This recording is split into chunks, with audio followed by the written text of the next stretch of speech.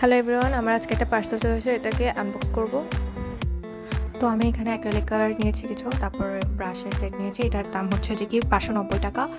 590 টাকার এই সেটটা। এরপরে অ্যাক্রিলিক কালারের সেট নিয়েছি। অ্যাক্রিলিক কালারের সেটটার দাম হচ্ছে 550 টাকা। এখানে একটা স্পঞ্জ আছে, একটা কালার প্লেট আছে, 3টা তুলি আছে আর কিছু কালার আছে।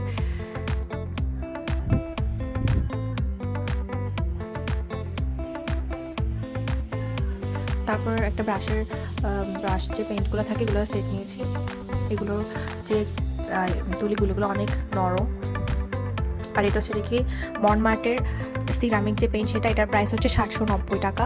এটার প্রাইস 790 টাকা। জিনিসগুলোর দাম হচ্ছে অনেক ভালো মানেও। আর এখানে কিছু স্টিকার নিয়েছি আমি।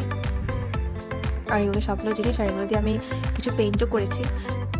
আমি তিনটা বোর্ডের মধ্যে রং করেছি। আর হচ্ছে যে